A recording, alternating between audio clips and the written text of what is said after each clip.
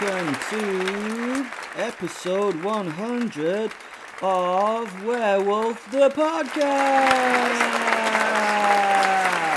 I've been told that I'm not enthusiastic enough when I make these podcasts, and that I sound a little sarcastic and bored. So I'm going... No, I'm not.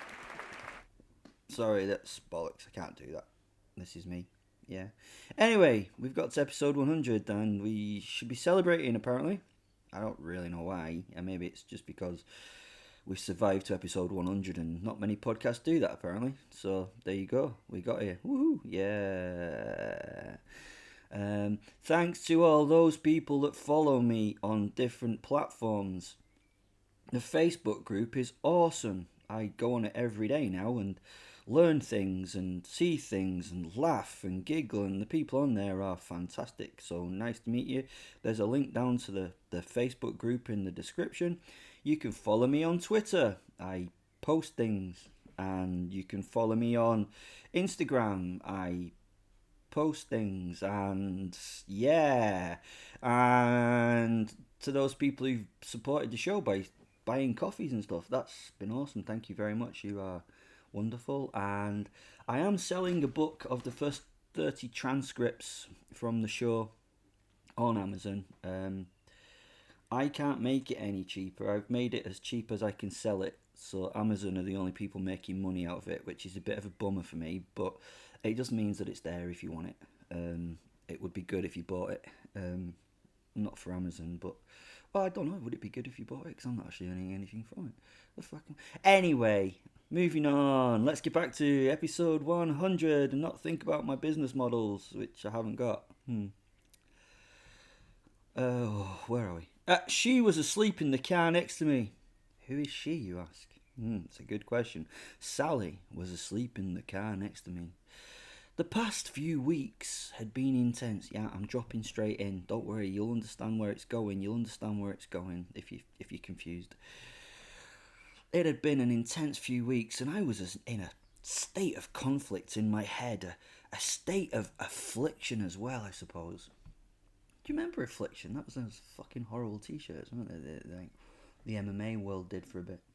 You know, they were all like, I don't know, like sort of shitty tattoos and all ripped with like vajazzle on and things.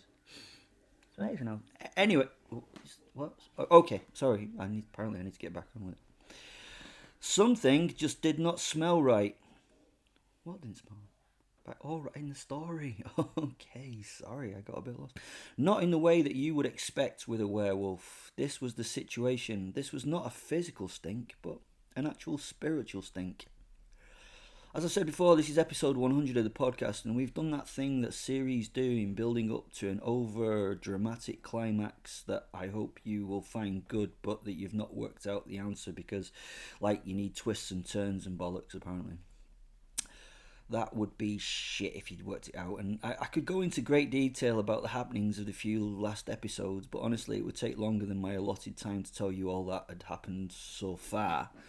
So could I ask you just to revisit from about episode 95 to get the gist of what is happening here? If you did that, that would be fucking awesome, and I would love you greatly. Thank you. Back to the story. I was conflicted. Oh, I've already said that.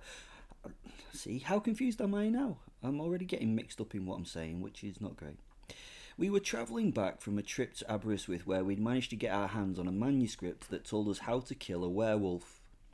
Now, when I say kill a werewolf, I mean the whole thing. Both bits. As you know in this story and set of tales, werewolves are made of two parts, a wolf soul and a human.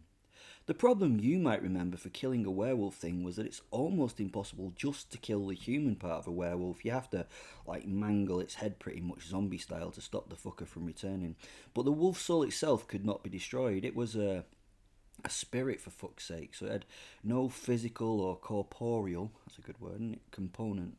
So it had nothing to destroy. That meant even if you killed the human part of the werewolf, which was a fucking tricky thing to do, the wolf's soul would continue on to a new host. Sally and I had been asked to get a text written by a witch in the 1200s that may kill the soul part of the wolf off. Yeah, I know, it's difficult to believe we had to go and get a magic spell. But right now, you are suspending your belief enough to listen to someone saying that they're a fucking werewolf and telling you all this bullshit, so I'm sure you can suspend your disbelief a little more. I mean, these stories that I tell you could never be true. Could they? That would be ridiculous, eh? A real werewolf? Back to the car. And what was happening in it? I was conflicted. I know, I'm sorry, I keep repeating. Sorry. Sally was cozied up in a giant leather seat to my left. Yeah, in Britain we are one of those backward places that drive on the right side of the road. I mean the correct side of the road, that is on the left-hand side of the road. Not the... Anyway, why do you... What? Why do we drive on that? I don't know. I don't care. If I start going down all the tangents that come up in these episodes, this one will be hours long, and some of us have a life. Oh, I mean you, by the way, not me. I don't have a life. We were heading back to Manchester, and I was by myself for once, listening to tunes and thinking. I'm rarely free in my head, but both the giant wolf souls, the posits, were snuggled up in the back, and I think they sleep. Why they'd sleep, I'm not sure. Maybe it's a habit that the soul cannot escape even when not linked to the body. I mean, it's maybe a question that could be asked. I'm not sure. But they seemed silent and there was no noise in my head. I watched Sally and could tell she was away in some sort of fairyland in her head, so it was time for me to think, and I'm pretty good at it when I get my mind to it. I'd come to a conclusion that basically I was having the piss ripped out of me here. And I really was. I am a paranoid being by nature with psychotic tendencies. You might not have noticed in the last 100 episodes. If you're psychotic, you assume everyone else in the world is as well. I find it easier that way than judging all individually. I knew Sally was probably lying to me, and at least Sally had not told me the whole truth. She either knew something more than this bullshit story she'd offered was happening, or she didn't know. Now, Sally is not thick as fuck. I mean, her education was a bit of a miss due to the nature of her rapey childhood. I mean, she didn't come from a very supportive background, but she did have, like, street smarts. No, that's the wrong term, because she came from a wee Scottish village in the arse end of nowhere. Common sense? No, that's not right either, because her sense was very uncommon for one so young in this world. She was really fucking clever. There's a bit of an anticlimax to it all there, but she was, had any, like, adjectives you wish. Very or really clever. I couldn't see her being duped or conned. She must know what was going on. She must. She had told me that we were getting this magical spell thingy to kill off this mental werewolf soul in Russia that was causing the werewolf tribe themselves a lot of issues. It didn't seem to give a fuck, basically, this soul, and was about to ruin everything that the whole tribe had ever worked for. The problem was that we knew, Fen and I, that this was bullshit. There was no soul called Silence. How did we know? Well, I don't know what it is, but they seem to forget that Fen, my wolf soul, was there right at the beginning. In at the bite, as it were. And he was not thick in the slightest. He would have remembered a soul called Silence. I mean, he actually could list them down, all the souls that were there, and what they were like, and who they were, and there was no Silence. There was only 74 of them, and he remembered each werewolf and its character, and who it had been, and all that. Okay, I suppose it could have changed its name, but that was unlikely. So what was that all about? We'd also been to a seance with the great Phil the necromancer. No, not necromancer. Not necrophiliac. Those are the wrong terms. He was a medium, which is such a shit name when you could be called a necromancer. He was a medium through whom the spirits of the dead could communicate. Fucking hell, I just said whom. I think that's the first time I can ever remember using the word whom. He had met the dead body of my ex-wife. See, complicated shit or what? 100 episodes give you fuckloads of material and plots and twists and nearly as large a cast of characters as a Tolstoy novel. Just nowhere as well written or filled with lessons and hidden messages as metaphors and shit, you know. That clever bollocks isn't in this, really, is it? Sorry, where was I again? Oh yeah, the dead wife. She was called Azza as well. Yeah, that was right, because the wolf soul and the human had been together right from the start, right from the founding of the pack. So Azza was the woman and Azza was the soul. She had decided she was going to kill fated Phil, but before doing so, this was during the seance, had told him to tell me that Sally and Azza were on their way to get us. Ooh, whatever that means. I took this as somewhat of a threat, which seemed strange now, as Sally and Azra had been nothing but nice. I mean, we had, you know, thinged and stuff, you know what I mean. So that tends to mean you get on a bit, doesn't it not? Does it not? I'm not sure. Could it? Well. So as you can see, I had to try and work out what the fuck was going on. No soul they wanted to kill, and the ladies wanted revenge as far as I could tell. I looked at her and, yes, back to the start of the piece. Now you can see, I was conflicted. She now sat before me, tied to a tree. This was going to be a difficult conversation. Sally! Sally! Sally! Sally! Fuck off, man! Sally! Wake up, Sally! Sally, wake up! Wait, whoa, before we do anything, see, Azza sat over there, you can see her, but she's not going to be part of this, because if part she... of what? Shut up. Don't be so fucking rude, man. Come on, I'm your friend.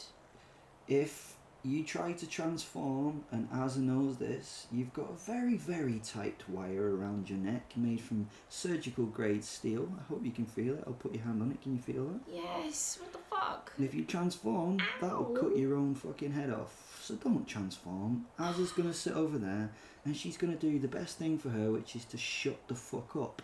I've heard her story, and I'll be comparing it to your story at the end of this. Fen's over there as well. He's going to be watching and be very interested, okay? So we're going to try and... excuse me. We're going to try... What's funny? This is not funny. Look where you are. Look, man, come on. What's going on? We're friends here. I don't understand. I don't think we're friends, personally. Oh, what? Right, let me continue. Can you be quiet? Shh. Okay? Right. It's been fun the last few days and stuff, but I've only got really... Well, I don't know. I've got two questions to ask you. The first question is, how fucking stupid do you think we really are? I can't believe your behaviour over the last few days. Wait. Well, what are you accusing me of here? Well, I'm going to let you come to some conclusion yourself. Why do you think I would think that you're treating me like a fool? So let's have a thought on that one. My head's a little bit groggy. Can we simplify the question? Okay. Why are you fucking me around? Oh, see, that makes more sense. Which way am I fucking you around? Can you be a bit more specific? I mean, I fuck with you all the time, man, and you're like the only person in the world I get such pleasure from doing it to. Did you see what I was doing with your coasters? That shit was funny. Come on, man. No, this is now serious, Sally, because you're either going to walk away from this or you're not. What? Yeah, that's how serious this is now. Wait. No. What you're going to do is you're going to listen, right? Fair. I feel like I've been played for an absolute fool, okay? Okay. I've been drugged, thrown in the back of a van, I've been attacked, I've had all these things, I've been fucked around inside my own home. In my defense, can I say something? Of course. We needed to chat to you, and if we didn't drug you, I knew there was no way in hell's earth or teeth or pits of my belly that you would speak to these guys with, the drugging was a kind of necessary thing, otherwise... So, right, the first thing I want you to think about really, really carefully here is, remember, I've already spoke to Azza about this. Is there really this wolf soul, this mad fucking wolf soul in Russia called Silence? Now, you need to either just say yes or no, or some kind of excuse or some bollocks. Well, what do you think I think, having asked you this question? I'm guessing because you're pretty pissed you don't think they exist, but to the best of my knowledge, Will, I thought this dude was real. I've not met him. I've been to a couple of meetings with the pack now and met Well, that's a little bit most of the folk shocking there, because it's female. What do you mean? What? The Solence is female, according to you. That was your story last time. Yeah, but you can say him in reference to a person. I'm not like, alright, okay, sorry, I wasn't gender specific. I'm not keeping up to date with this modern age. I'm really sorry. I've never met them. But I've been told that they're, almost as bad as you, man. Well, that's strange, because I was been told that there was them. That's the reason why we're looking for this magic bollocks to kill a werewolf soul. I don't understand what's going on, because this is the opinion it's a of the boy other or it's a fucking girl. What the fuck is it? I don't understand what's really going on. Well, Az has given me an answer, so I'd be very careful where this is going at the moment. And if she says anything to you, I can fucking hear her. Az has told me that... So Az has told you? Yeah. So would Az ever lie to you? I would think not. But Okay. I've only known her a little while, Okay. and she's got a bit of a dark side, but I kind of like that about her. But if she's lied to me, I'm going to be pissed. Right, well, there is no Solence. Because Fen, they don't remember that Fen was there right at the beginning. He was one of the first twins right at the start. And Fen can't remember any female called Solence. And Asa won't mention any female called Solence. I think it's utter fucking bollocks, personally. I think you're playing for us for a fool. And if that's the case... Wait, me well, shut up! specifically? Why the fuck am I going to find this thing if there's no fucking wolf soul to kill? Look, man, to the best of my knowledge, this dude's real.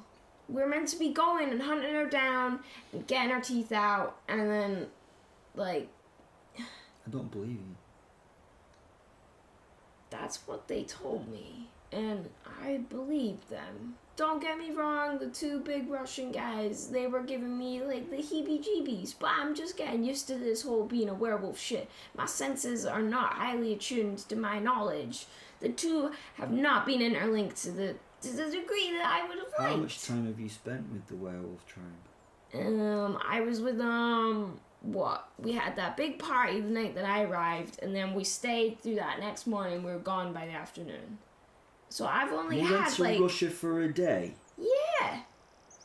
It was a big hike into that bloody remote back end of the fucking country. And then we get there, and all there is bloody snow and trees as far as the eye could see. I don't believe you. It was such a bloody hiking, but as I was all You like, went oh, to okay. the middle of Russia for a day? Well, like I say, hike in, meet everyone, get the mission, and then we only had like 3 weeks to find you after that. So why didn't you meet them in the city of Surgut then? I don't know. I think that was a privacy thing. They're worried about people How many figuring out who werewolves they were are. actually there then? 10? Okay. And can you remember any of their names? God, that's asking now.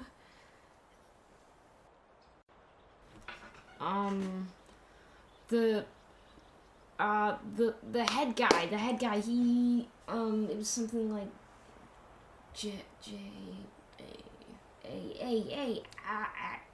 Andrew, Al Moko, that was the head dude. Right. I remember him, because Okay. he was in charge, but there was. And what did he say to you then? He said. I mean, what's made you decide that you're gonna go and be on these and go and do this thing for these Russian people? I don't understand that. Well, you were my family, man. Yeah, like, but I'm not, what I'm not As anything, is I'm offered. not anything to do with this tribe though. That's the thing. I've got fuck all to do with them. The only first time that That's they not turn what up they in told London. me. They said that you're all from the same wolf tribe and tribe of people. That you're all family. Well, the first time they come to me is they turn up in fucking London and beat the shit out of me, and I wake up in the back of a truck with you. What's that about? What I don't understand what's going on. So you've met Al Morco, who's the head boss guy, and there was like another 10 people there. You don't know any of them. No, we like met, but like their names didn't stick in my head. It was a bit. Well, these two cunts here, and fucking Alric and whatever his face. Well, they were there, but they've come with me. Right, and you trusted these people. Yeah. Why? Because we're all werewolves. And that makes sense to me that we'd like, you know, look after our own. So what did they tell you to do then? Well, they said that this dude, So dudette is, no, that's fuck that. If they don't exist, I know they don't fucking exist. Okay? No, just... Okay, they don't fucking exist. So, they grab me, they drug me, they put me in the back of a van. Mm-hmm. And that's okay with you? I mean, don't get me wrong, I wasn't entirely down with the idea, but you also were a scary motherfucker. I was looking forward to seeing you again, but they weren't, and that was the only way they would go in a room with you. And I knew if I was there, I could calm you down enough that you would listen. They used me, So basically they used you to try and calm me down? Yeah, by the sounds of it, which is pissing me off a little bit here, too. Okay. I'm really sorry, Will. I didn't know. Right, okay, before we go any further, yeah, I went to see one of these cunts who can speak to the fucking dead, and he really could. I've seen it. I saw him speak to the fucking dead. I was there, and it was real. And I went to his place, and then I spoke to him, and he spoke to Azza's ex-host, whatever her face was, Azza, okay, my supposed fucking wife, and she killed Phil on that day, while he was doing his seance bollocks, and then said to me that you and Azza were coming for me. What does that mean? Well, all I got told after me and Azza did our whole little union thing, that she wanted to meet with you again. Like, we were coming to find you. I feel like you've taken it, like what he said means we're gonna come and get you like the boogeyman, but we're not the boogeyman. She just wanted to kind of come and fuck with you a bit, but I really wanted to see you. I had lots of fun with you, and I let you down, man. You came to help sort out my life, and I thought I was chill with that, and then you're like, there's a head on the floor, and I panicked. And it was only once you were gone, I saw your fucking face, and you left. And I just had to sit in the middle of all that carnage. And the first thing I felt was regret. So when Azza came along with her offer, I jumped on it. I'm not falling for this. This is just this is too... Falling for what, man? You think I'm gonna lie to you? Why Yeah, would I lie to me. you? You are lying to me. This is not how it goes. This is absolute fucking bollocks. You're talking absolute You've shit. got issues, man. You got way too many issues. But Sally, if you the think only I'm person who's got the bullshitting fucking issue right now is you. You're fucking tied against the tree you're a with fucking psycho. Okay. And I know that. And I still fucking like you. So why are you talking to me like this then if I'm a fucking psycho? Do you not know I'm going to kill you? Well, man, if you do that, I guess it wouldn't surprise me, but I would rather survive, I confess. I thought we were gonna go on loads of adventures and have fun, but now I don't need you to look after my ass. I just thought it would be fun to have a little partner in crime and go fuck with the world a bit. Like, it's fucked with me. I'm fed up of being everyone's doormat, and if these guys have used me, then I'm gonna go fuck with them. It's not all you just at the dinner table. Excuse me, the only person that's important is me. Well, I disagree with you there. I'm quite important too, in my own opinion. Yeah, in your opinion. Well, man, if you don't give a shit about me, just fuck off then. I thought we had something that was fun. I don't do fun. I don't do relationships. Yeah, clearly. I'm not gonna... Just do whatever you're gonna do and leave me alone. Okay, Sally.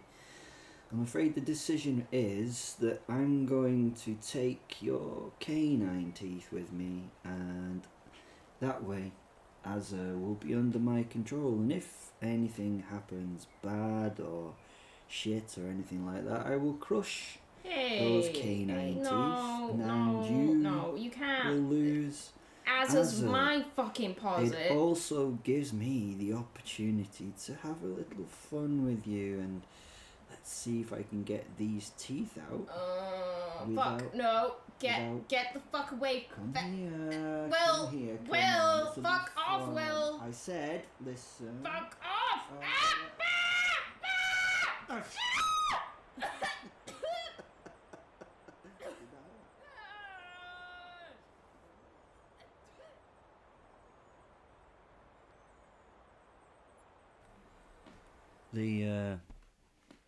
The journey back to Manchester was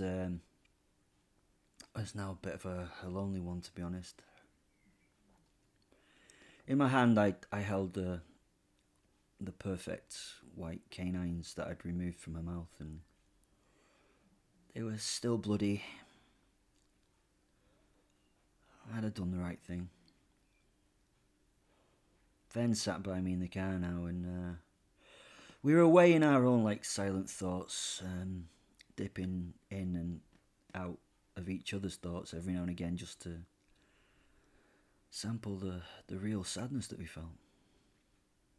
Time went quick. Eventually I arrived at the garage doors and buzzed them open to be met by Malcolm. We were home. He could tell that I was not to be disturbed in any way just now. He'd learnt his role well and got into the car and parked it to one side of the garage while I wound my way through all the other cars in the garage to get to the elevator to the top of the building.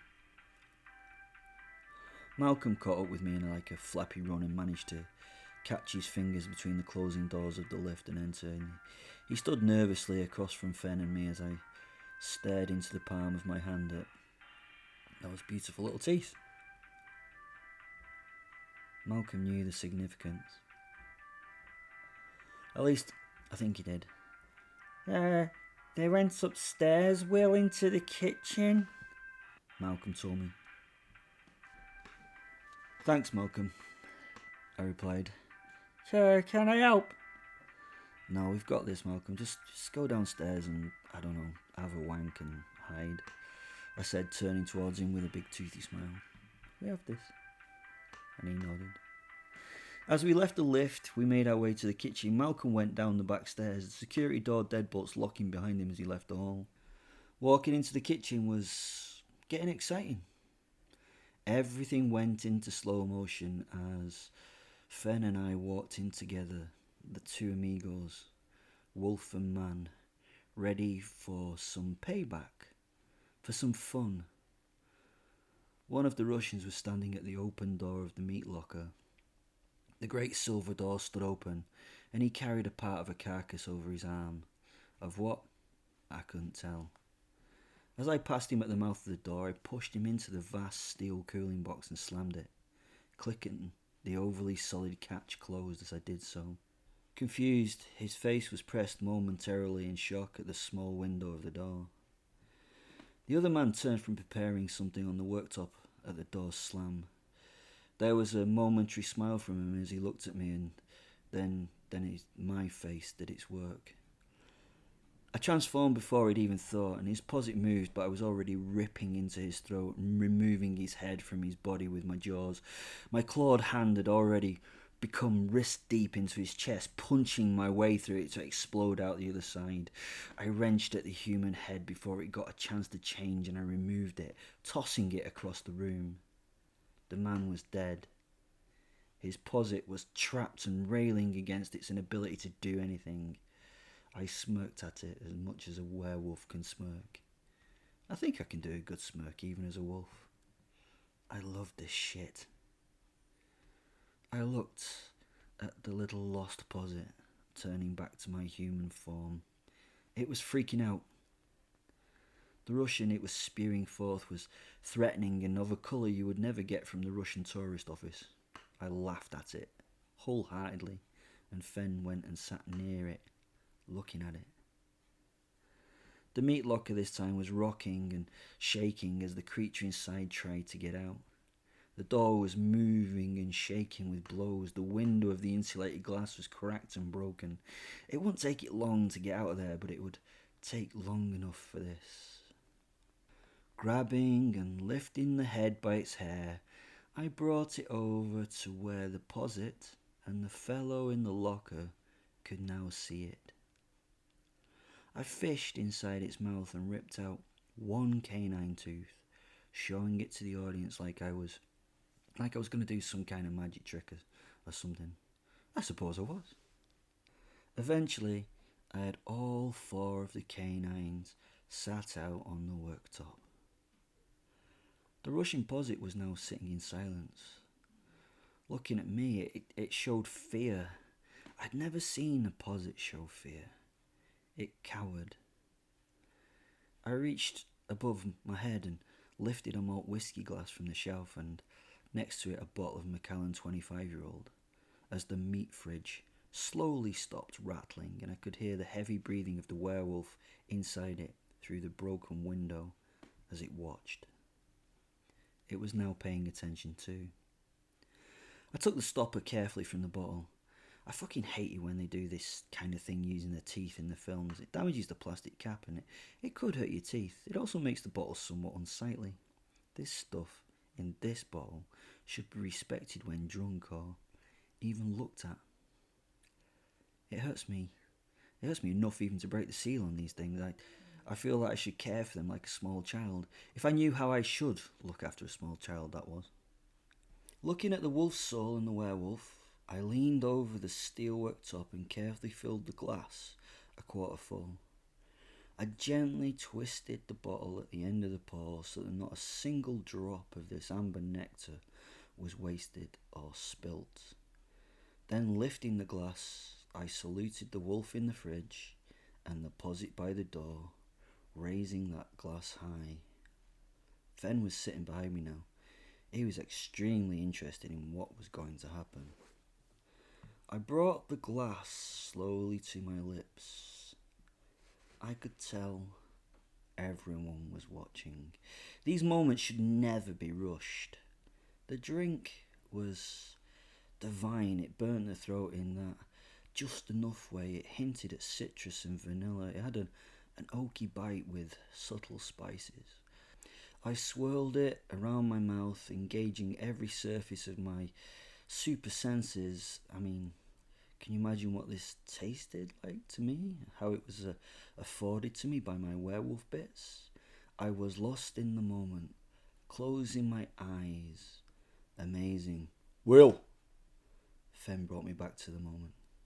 I sniffed the empty glass and tried to drain the last drop again from the bottom of the glass before I slammed it down on the 4 teeth. The heavy glass bottom of the tumbler smashed those teeth into a powder. Bits flew like shrapnel around the room. The Russian posset was gone.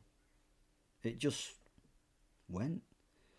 No screaming or explosions or anything. It had just gone. It was actually a pretty fucking disappointing disappearance. I looked around the room. It worked. It fucking worked. The fucking fucker was gone. I walked forward to the door of the metal box, knocking gently on it. The monster was inside, but very quiet.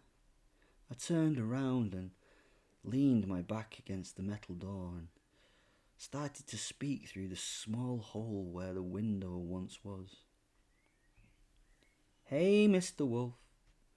I think you should become Mr. Russian Man and listen to the next few things that I will say very carefully. You have just been the witness to what I have learned. I cannot believe you were silly enough to ask me to go and get it. What was the thinking behind that one? Actually, do you know what? I don't give a fuck. I suppose they thought I would get it and then you would kill me with it. They consider themselves so much better than me, don't they? They felt that they could use Sally and Azra against me. They're so fucking patronising. Is that the word? They thought that little of me that I would actually go and get my own doom? Did they think I wouldn't ever work this shit out? Am I a bit too stupid or something? Did they find this shit funny? Oh, fuck 'em. Anyway, I'm gonna shut up. This worked out pretty well in the end. Do you know what? I will let you go and tell them what I know now. That I have the magic words, the knowledge and the bollocks to kill them all the fuck off. Sally, I lifted my other hand with 4 teeth to the window. I'm afraid she's here. I banged on the door now. How does that sound to you, Wolfie? I opened the door and the naked man left the meat vault staring at me. You will regret this, he said. Yeah, I know. Blah, blah, blah-de-blah and all that. Now fuck off, why don't you? It being episode 100, we're going to end with Zachary Hiroka's verse he sent me. Sent me this a while back. It's very good, but I wanted to save it for something special. So here we are, episode 100. My name is Fen. I've said it before and I'll say it again. This is my own story, so let's begin. With my fur of black and my fangs like ivory, I walk these city streets of lost souls and misery, pondering the thoughts that are sure to come to me. I've been here before, time and again. It's been 300 years that I've walked this land, but this time the light is dimmer than it's ever been, filled with tears, darkness, and the abandonment of man. Some suffer from addiction, whether it be to sex, alcohol, or dope. Some even fall to their sense of false hope. Tell me, when will you learn to get off the ground and stop suffering in silence as the rich hold you down? Don't you get it? You're not to blame. Your lives have been discarded for wealth and for fame. Now as the world crashes around you, what do? Sit and listen to the false pretenses of the news given to you by some guy who wears a suit and a tie. Then you're left stranded when his promises don't come true. This is all madness. When will it end? I can go on. There's so much more. Just look at the lady, so broken and poor. She sells herself on the corner at the convenience store. You have the audacity to call her a whore. Are you all seriously okay with this? And here I was thinking that I was a mess, but yet your self-destruction proves my innocence. How about the need for a cure for cancer? Have they not told you that they have found the answer? Yes, it's true. But we let the rich get richer, and we watched your loved ones as their lives slowly wither. So with this, I run towards the moon and disappear into the shadows of the trees, and I leave you all to your own fate of hopelessness and of agony. Thank you very much, Zach. That was episode 100. A big thank you to all you supporters out there. It's been an incredibly fun journey. Get in contact with me if you want. You can find me and ask me questions and do all that kind of nonsense. And I love to share and speak and get ideas off you and get the poems and stories. And yeah, just get in contact. All the links are down below in the description. I especially want to hear from you if you're a werewolf or a were-being. I met a unicorn the other day from somewhere in Carolina. Yeah, were-unicorn changes into a unicorn with the rainbow. I thought that was phenomenal, and yeah, that might go into a story somewhere. Love you very much, everyone. It's been a great journey, and I'm sure there's more to come. Bye!